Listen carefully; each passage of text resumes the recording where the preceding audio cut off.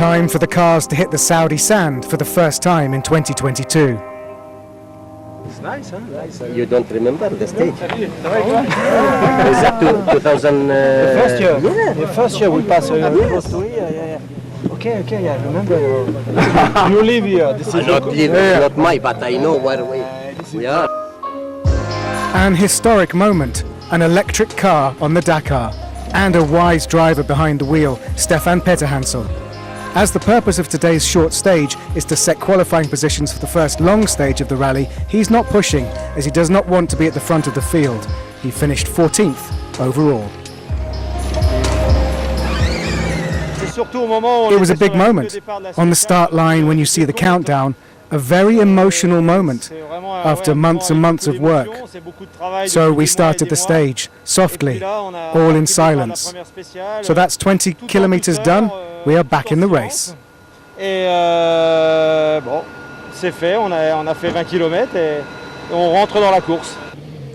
Kuba Pchegonski finished just outside the podium on last year's Dakar. Could this be the year that he gets his best result ever? An ex-biker, the Polish driver has the mini buggy that Petterhansel drove to success in 2021 underneath him. He finished this qualifying stage safely inside the top 10 and no risks taken. The first casualty of this Dakar, Gerland Schischerit's return to the event has started badly, stopped in the stage with an electrical sensor problem. Is the Dakar over before it's really begun for the former free skiing world champion?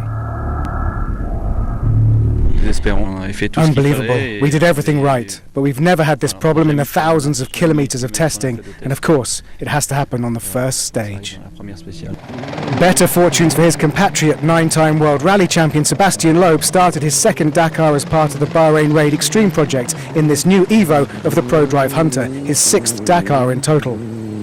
The team have a strategic game to play for road position on day one, a game Loeb knows very well from his years opening the road in the WRC. Clearly through with no issues, 5th overall on stage 1A. No such strategy games for El Matador. Carlos Sainz was on a mission to show the sheer pace of this brand new Audi RSQ e-tron and was clearly not holding back. A very impressive first proper stage at maximum attack for the new Audi electric car, finishing 2nd overall, only 12 seconds off the scratch time. That quickest time was set by Nasser Al-Attiyah in the 4x4 Toyota, an impressive flat-out drive from the 3-time Dakar winner, who must feel now the new regulations have levelled up the playing field for his push for a 4th victory. He also has one eye on becoming the first ever World Rally Raid champion, 2022, this being the first event of its inaugural season. Yeah, it's a good feeling, and happy new year for everybody, and we are happy, to start the first stage of the year. Yeah, it was a short stage, but I feel like, sprint stage, we give everything, and we are quite happy. A first stage win of the year for Al-Attiyah, old rival Sainz keeping him honest. Impressive work from Baragwanath and Latagan in 3rd and 4th, local hero Al-Raji a solid 6th.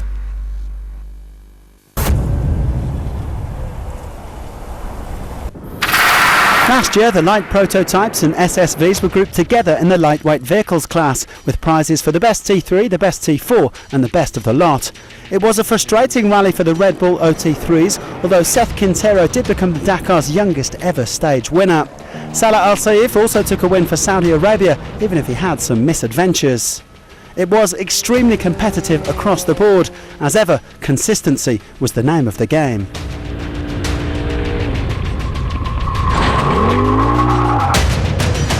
Polish rookie Michał Goksal impressed with 4th place overall in the T4s, while former WRC star Chris Meek won the prologue and 3 stages. Unfortunately, he, like many others, was undone by mechanical issues.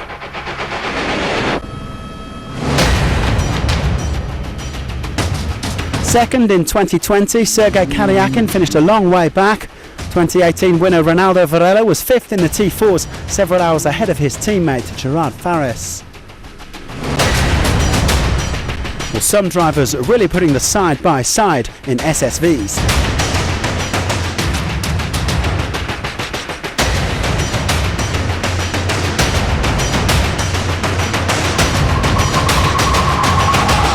Veteran Joseph Mahacek took a superb victory in the T3s at 63 years of age.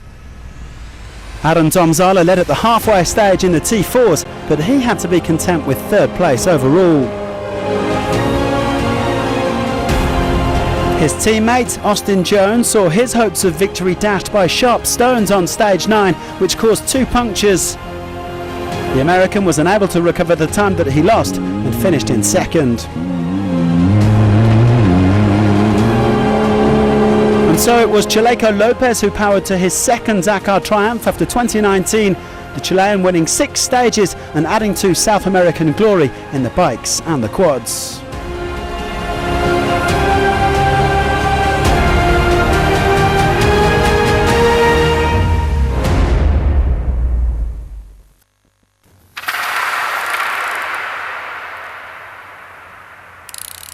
This year, the lightweight vehicles have been split up and the T3 class is wide open. A super strong Red Bull team up against last year's T4 winner and reigning champion, 64-year-old Josef Matacek. It's a very progressive category. Year by year, there are more and more competitors, so it's very hard to be on top again. Samá novinka, takže to bude velice těžký, ale jsme tady kvůli tomu, aby jsme vyhráli. This year there are lots of drivers who have gone from T4 to T3, and it's going to be a pretty tough battle because there are some really good drivers in the category. It's going to be an engaging fight. This category has a bit of a higher level. We'll have to go a bit harder. We progressed into the lightweight prototype class. Yesterday the feelings were good and we're hoping to be competitive on the first day. And he was more than just competitive, finishing 5 seconds off the pace on Saturday's opening special. The T3 day was won by one of the other pre-rally favourites, Seth Quintero of Red Bull Off-Road Junior Team USA. The American finished in 13 minutes and 7 seconds, just 3 seconds ahead of teammate Andreas Mikkelsen, with Chaleco taking third.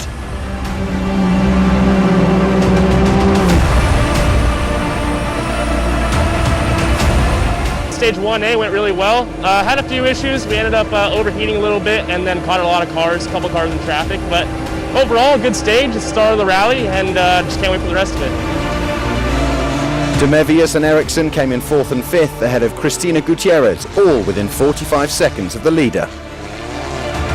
The truth is that for the first special we wanted to start fast but not take too many risks because there were lots of rocks, and at the beginning we had problems with the road book which made me nervous. In the end, the important thing is to get here, to feel good and have strength for the rest of the race.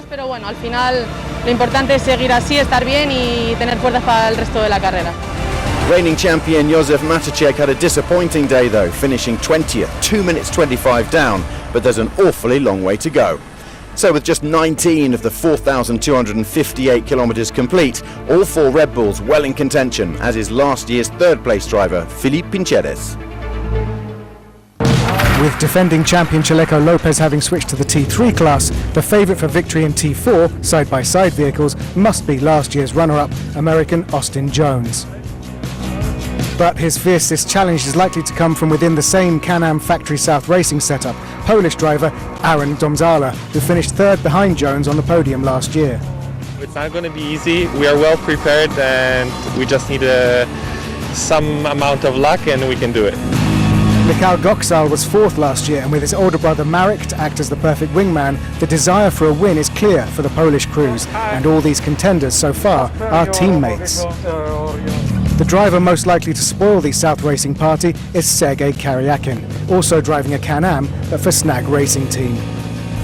The Polish crew of Aaron Domzala and Maciej Marton were quick off the start and navigated this short stage successfully to post the 5th fastest time on stage 1A.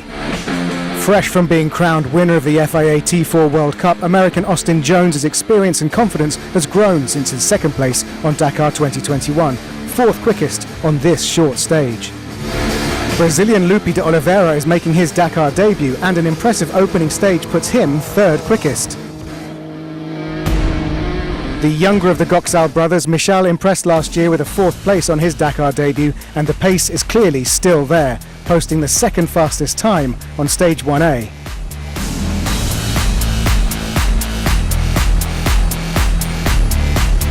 Older brother by some 16 years, Marek Goksal, took the stage start and the stage win. This beautiful short stage. I hear that we came first in class. It was very nice for us. The organisers gave us some surprises like stones. I'm happy to see you at the finish. Another Dakar debutante, Molly Taylor, impressed, bringing her Can-Am through in 6th. The top 6 separated by only a minute, but it's the Goxals at the top.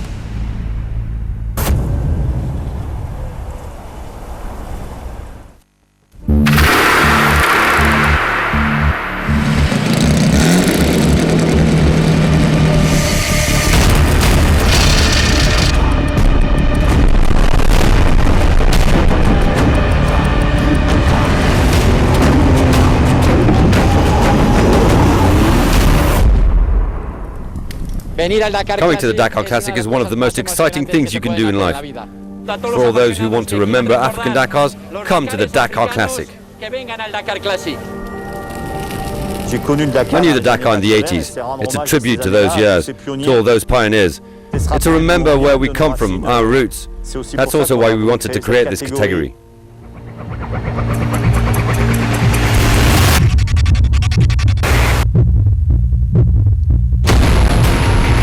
It's like I'm driving Beyonce.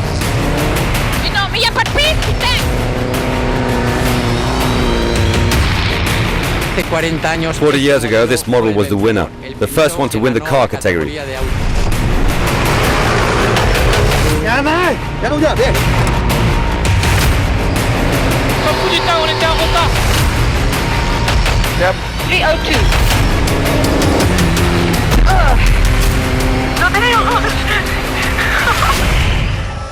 The Golden Oldies are back. There were 25 last year for the first edition. 142 Dakar Classic vehicles will be starting this 2022 rally.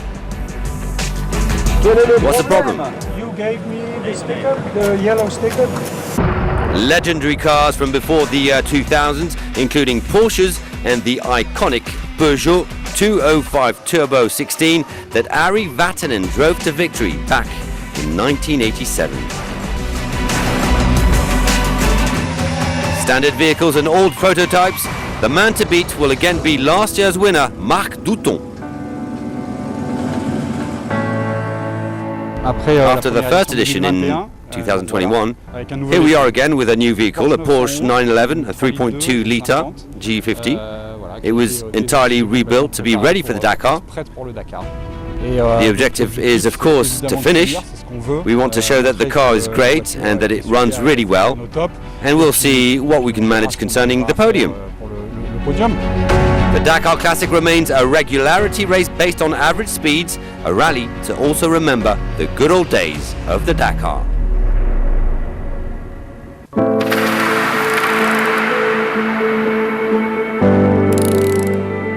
It's interesting because the Dakar is at a crossroad. We still have the old generations that come to live and experience the cars of today, and we're also preparing the cars of tomorrow with the arrival of cars using new energies like Audi with electric engines. The rally is at a turning point of its history. There are major stakes today, incredible technical stakes. We don't want to touch the DNA of the rally, so these solutions have to be real solutions. If we manage to do that, so will we for the everyday car. There's a lot at stake, and there's Toyota, who will soon announce things concerning an electric car. We also have cars with electric engines powered by hydrogen that are in demo mode. Hydrogen is in batteries, and it produces electricity that powers an engine. So zero emissions. That's what we're working on a lot now. We have a truck on the rally driving on parts of the specials, and it helps us to discover this new technology and highlight it. That's how we prepare the future of the rally.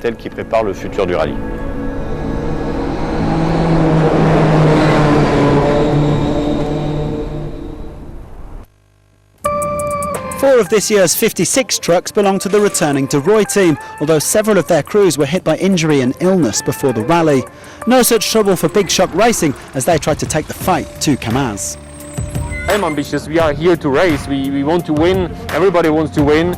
Of course, the reality will be at the end of Dakar, so we will see. Sotnikov also won gold of Gaghan in the Silkway Rally this year, but he says that counts for nothing on the Dakar.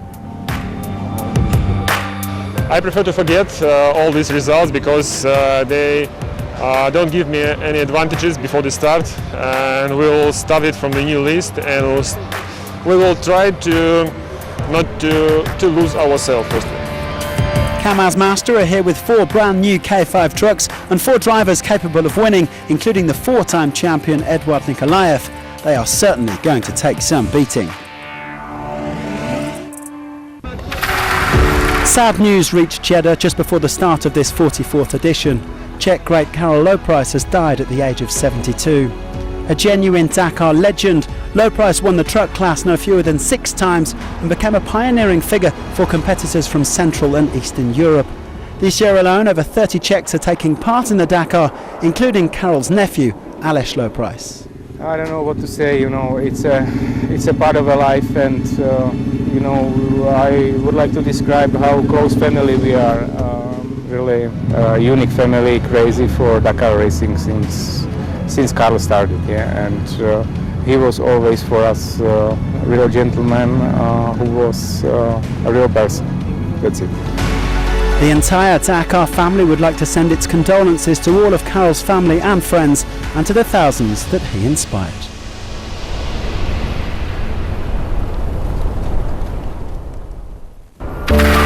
And so to tomorrow. The first proper special stage of Dakar 2022 is a serious wake-up call, unique for this rally, which will be mainly classic dunes and sand of Saudi Arabia. Stage 1B winds among the mountains to the north of the kingdom, a 333-kilometre loop from the bivouac at Ha'il and back again. This is Ha'il, built between Mount Shamma and Mount Salma. It was once the capital of the Arabian desert. The modern city thrives on its agriculture, the centre of huge wheat, grain and dates production. As well as the honour of being home to the first full stage of Dakar 2022, Ha'il also hosted the start podium today, the official beginning of the rally, and a chance for the 400-plus vehicles and their riders and crews to show off their new colours to the appreciative locals and dignitaries. Stage 1 done, 12 more to go. Join us again tomorrow as Dakar 2022 continues.